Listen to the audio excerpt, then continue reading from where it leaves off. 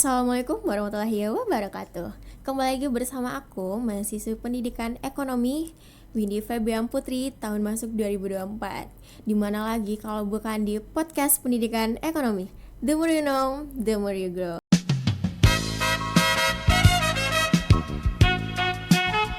Nah, kali ini aku nggak sendiri. Aku ditemani oleh mahasiswa FEB UNP dengan portofolio prestasi yang luar biasa. Tanpa berlama-lama, lanjut aja, langsung aja kita sambut. Halo Bang Denny. Halo. Halo, boleh dong Bang disapa dulu nih pekernes yang lagi nonton. Kan belum tahu nih Bang Denny siapa dan pengen tahu banget dan pengen kenal Bang Denny. Oke, halo sobat Pekonas. Perkenalkan, nama saya Ramadhani. Saya merupakan mahasiswa ekonomi pembangunan BP22. BP22 ya Bang. Berarti lagi ngurus-ngurus ini ya, skripsi ya? Ya, lagi skripsi.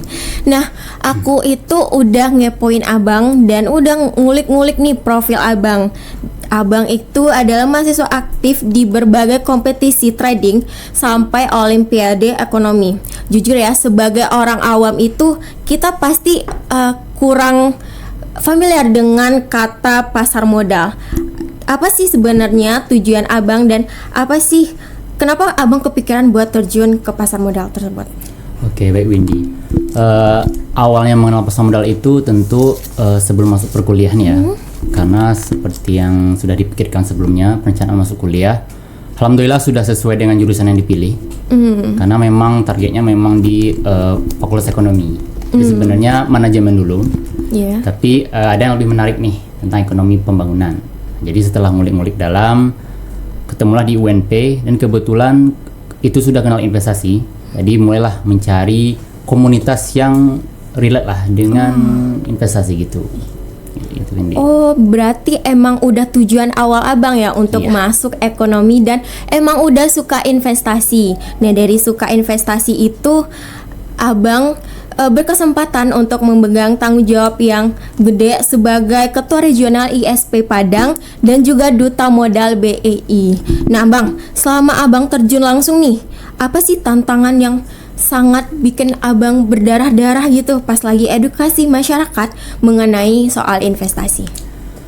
Mungkin kita mengenal tentang investasi itu apalagi di kalangan mahasiswa tentunya ya.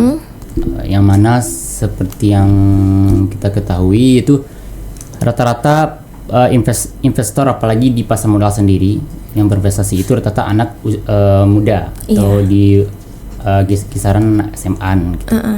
Jadi tantangan terbesar itu karena kita tidak di provinsi Pulau Jawa, di Kepulauan Jawa. Jadi rata-rata di luar Pulau Jawa itu memang investasi ini kadang menjadi hal negatif gitu di pikiran masyarakatnya. Jadi disitulah tantangan edukasi yang kita lakukan dan dengan bergabungnya saya sendiri yang sebagai ISP regional. ISP itu investor saham pemula Padang. Jadi ISP itu ada di berbagai provinsi di Indonesia, bahkan di luar negeri juga udah ada. Jadi kebetulan yang di luar Pulau Jawa yang agak aktif itu di Medan dan juga di Padang. Jadi disinilah tantangan sebenarnya kami selaku, apalagi saya sebagai duta pasar modal juga, itu mengedukasi masyarakat tentunya sejak usia dini. Jadi terkadang sentimen negatif itu ke investasi itu lebih ke arah perjudian gitu. Jadi mereka kurang memahami gitu apa sih sebenarnya investasi itu, mungkin apakah investasi bodong kah atau apa gitu. Jadi di situ tantangan yang memang kadang kita juga sudah mengedukasi, kadang membuka seminar padahal udah digratiskan juga, tapi tetap aja antusias dari pesertanya sendiri agak kurang gitu. Jadi disitulah challenge dari memperluas literasi keuangan tadi. Oh, seperti itu ya Bang. Berarti tantangan dari mengedukasi masyarakat dan mahasiswa itu adalah di pola pikir mereka. Bagaimana mereka menanggapi apa sih investasi itu. Dan tugas Abang itu adalah mengedukasi mereka bahwa itu bukanlah dampak yang buruk dan bukan negatif gitu ya Bang. Nah, ngomong-ngomong soal edukasi nih Bang. Abang kan juga aktif nih di galeri investasi BEI UNP. Gimana sih lingkungan itu membentuk cara pandang Abang terhadap dunia keuangan sekarang ini? Mungkin ketika setelah masuk perkuliahan ya, mau masuk ke galeri itu pas semester 2 memang udah ngelihat oh ini komunitas yang tepat untuk memulai langkah awal di dunia investasi. Jadi ketika awal itu apalagi di GB sendiri, UMP sendiri itu kami punya banyak komputer gitu. Jadi komputer itu digunakan untuk seperti kita untuk trading, menggait nasabah untuk membuka akun investasinya dan mengarahkan edukasi lainnya. Jadi mungkin bukan hanya dari sisi lingkungannya saja, tapi mungkin dari pembina kami juga, Bu Erli Mulyani juga menekankan bahwa lebih baik cepat kita mulai investasi dan juga risiko yang kita habiskan sekarang. Jadi takutnya ketika kita sudah mulai berumur atau berusia lanjut, ketika memulai itu sudah ada kepikiran risiko gitu. Nah, tanggungan kita kan sudah ada. Jadi disitulah memulai memperdalam investasi, apa sih investasi sebenarnya, instrumennya apa aja dan jenis-jenisnya bagaimana, risikonya apa aja gitu. Berarti lingkungan itu sangat berpengaruh ya, Bang, dalam kita bagaimana beradaptasi dan bagaimana belajar di sana. Iya. Nah, dengar-dengar nih Bang, selamat untuk Abang karena sudah dinobati menjadi Duta Pasar Modal 2025 dan 2026 sama TIKMI dan BI ya Bang. Yes. Selamat ya Bang. Nah, 2 tahun berturut-turut itu sangat gila banget wah. Nah, boleh dong Bang spill sebenarnya apa sih tugas dan misi besar apa sih yang membawa Abang menjadi duta tersebut? Karena kita UNP ini di lingkungan ibaratnya di kota pusat, kota Padang lah gitu kan. Jadi kami itu dekat dengan kantor regional BI Sumatera Barat. Jadi mungkin ketika ada informasi tentang webinar yang lebih lanjut tentang investasi, jadi kami itu didahulukan gitu untuk ikut dalam. Jadi ketika lebih tahu makin dalam, itu muncul rasa keinginan yang lebih gitu untuk mempelajari investasi lebih lanjut. Sebenarnya Duta Pasar Modal sendiri diikuti oleh seluruh mahasiswa di Indonesia, tapi tentunya yang aktif ya, apalagi GBUMP sendiri itu meraih predikat edukasi terbaik ya di tingkat nasional nomor 3 2 tahun berturut-turut. Jadi disitulah mulai muncul apa sih yang bisa kita lihatkan gitu ke masyarakat. Nah, jadi sebenarnya Duta Pasar Modal sendiri baru dimulai di 2023. Ya. Jadi hanya baru beberapa tahun.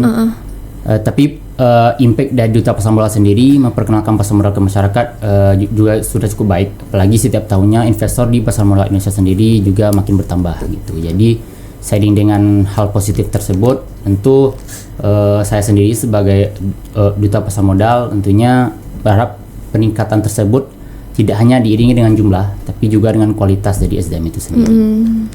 Wah, mantap banget ya Bang. Semoga misi Abang ini berlanjut sampai ke depannya dan juga berlanjut ke generasi berikutnya.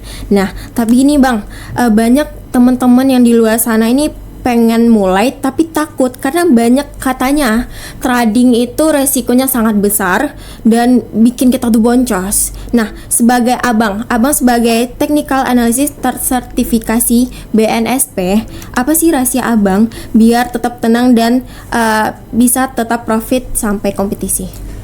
Baik, itu sebenarnya rata-rata orang yang baru mulai investasi itu memang takutnya di situ sebenarnya. Jadi sebenarnya trading itu sendiri itu fokus ke instrumen investasi saham sebenarnya. Jadi instrumen investasi pasar modal sendiri ada banyak seperti obligasi, reksadana, sukuk kalau di syariah. Jadi sebenarnya apalagi kita di galeri itu, sebenarnya galeri GB itu terbuka untuk umum. Jadi bagi yang ingin memulai berinvestasi atau nggak tahu nih mulai dari mana, bisa mengunjungi galeri investasi FUNP. Jadi di situ nanti kita akan diarahkan. Ketika kita mau mulai investasi, kita dilihat dulu nih diri kita itu sanggup nggak nanggung risiko yang apakah risiko rendah, menengah atau tinggi gitu. Jadi sebenarnya di trading sendiri karena fokus ke saham, kita memang ngelihat nih kita sendiri yang berinvestasi. Sebenarnya kalau untuk risiko rendahnya juga ada. Jadi ada namanya investasinya reksadana. Jadi sebenarnya kita hanya menitipkan dana ke orang yang lebih ahli gitu menjadi investasi. Jadi kalau orang berfokus ke trading itu berisiko, mungkin mereka memiliki risiko dalam dirinya itu tidak mau kehilangan uang dan juga ingin uangnya bertumbuh gitu. Jadi di sini memang investasi yang diprioritaskan untuk yang orang seperti itu tuh memang reksadana. Jadi dia tuh bertumbuh setiap tahunnya, apalagi reksadana besar uang. Tapi memang return dari investasi kita itu kecil, beda dengan berinvestasi di saham. Jadi di saham itu high risk high return, dan juga kalau di reksadana itu sedikit resiko tapi juga sedikit keuntungan. Jadi memang kembali lagi ke diri masing-masing, karena itu pentingnya kita mulai lebih awal. Jadi ketika kita sambil berjalan kita juga belajar, oh saya sebenarnya sudah sering mencoba nih, risikonya tinggi, saya nggak kuat, moderat juga, menengah juga nggak kuat, jadi ini saya cocoknya di sini. Setelah beberapa tahap saya lalui berinvestasi. Nah, itu Pekonas. Bagi Pekonas yang pengen mulai berinvestasi, bisa nih kunjungin Gibay karena terbuka untuk umum dan terbuka untuk orang-orang yang mau belajar berinvestasi. Oke Bang, aku juga kepoin sosmed Abang dan cari tahu di sana itu Abang aktif dalam mengupload video edukasi. Nah, Bang Dani ini bagaimana sih biar tetap bisa konsisten dan melawan rasa malas dalam mengupload video tersebut? Karena pasti banyak Gen Z itu pengen upload tapi kayak lama-lama malas karena ini, karena itu gitu. Oke Wendy, jadi sebenarnya itu kembali ke diri kita masing-masing sebenarnya. Jadi karena memang niatnya udah ingin terjun di instrumen keuangan atau di bagian pasar modal sendiri, tentu konsisten itu memang agak susah ya, apalagi awal-awal. Kan duta pasar modal sendiri itu ada tugas masing-masing, itu memperkenalkan baik di dunia nyata dengan edukasi langsung atau melalui media sosial. Jadi memang yang agak susah itu di media sosial. Jadi kita tidak hanya menampilkan video yang bisa-bisa saja, tapi memang diedit demikian rupa gitu. Jadi memang challenge-nya itu di situ, apalagi pembuatannya juga satu video itu mungkin nggak mudah ya. Jadi apalagi pencarian materi validnya bagaimana. Jadi karena udah terjun di dalam, udah tahu seluk-beluknya, cari infonya di mana, apa yang harus dilakukan, jadi sudah direncanakan gitu. Nah itu Pekornas, bagi Pekornas yang pengen memulai suatu hal yang baru seperti konten kreator yang seperti Bang Dani, itu tergantung dari niat kita, bagaimana kita tetap konsisten dan tetap menunjukkan rasa rajin kita itu untuk mengupload ya Pekornas. Nah ini Bang, ada pertanyaan terakhir untuk Abang, yaitu banyak mahasiswa ini yang pengen aktif nih kayak Bang Dani, tapi mereka tuh bingung bagi waktu antara kuliah dan antara ngikutin lomba dan organisasi ini Bang. Nah bagi Bang Dani itu tips manajemen ala Bang Dani dong biar bisa balance. Oh iya, mungkin tips dari saya sendiri, mungkin tentang perlombaan ya, apalagi ada tuh yang ASEAN Investment itu perlombaan tingkat ASEAN, apalagi itu berbulan-bulan, jadi konsisten di tengah perkuliahan juga dengan mengikuti perlombaan itu memang tidak mudah. Tapi memang langkah awal itu memang dari niat kita sendiri, tujuan kita melakukan itu tuh apa, dan juga perencanaan kita harus kita siapkan gitu. Karena planning tanpa perencanaan itu pasti amburadul. Jadi memang kita harus menyiapkan secara longnya gitu, secara jangka panjang. Jadi memang apalagi pakai to-do list gitu. Jadi tipsnya sebenarnya dibilang balance antara kuliah sama perlombaan juga 11-12 lah. Jadi memang ketika kita menginginkan sesuatu itu harus ada sedikit pengorbanan yang dilakukan gitu. Jadi tipsnya sebenarnya untuk membalanskan itu perencanaan tadi. Jadi ketika kita sudah tahu apa yang kita lakukan dan juga hasil yang kita prediksi ke depannya bagaimana, biasanya akan lancar untuk step selanjutnya. Berarti kita itu harus merencanakan dari awal bagaimana untuk rencana kita ke depan nih Pekornas. Nah Bang, saatnya kita masuk ke sesi games, karena kita dari tadi udah ngomongin tentang saham, tentang investasi. Saatnya kita untuk chill-chill dikit. Nah, aku punya games nih Bang. Nanti aku sebutin pilihan antara 1 dan 2. Nanti Abang pilih antara 1 atau 2-nya gitu. Oke, kita langsung masuk ya Bang. Oke. Kata pertama yaitu beli kopi tiap hari atau seduh sendiri di rumah. Seduh sendiri di rumah. Kenapa tuh Bang? Karena biar lebih hemat gitu. Biar lebih hemat ya, biar nggak boncos. Nah, pertanyaan kedua, naik ojek online atau jalan kaki kalau dekat? Jalan kaki. Kenapa juga tuh Bang?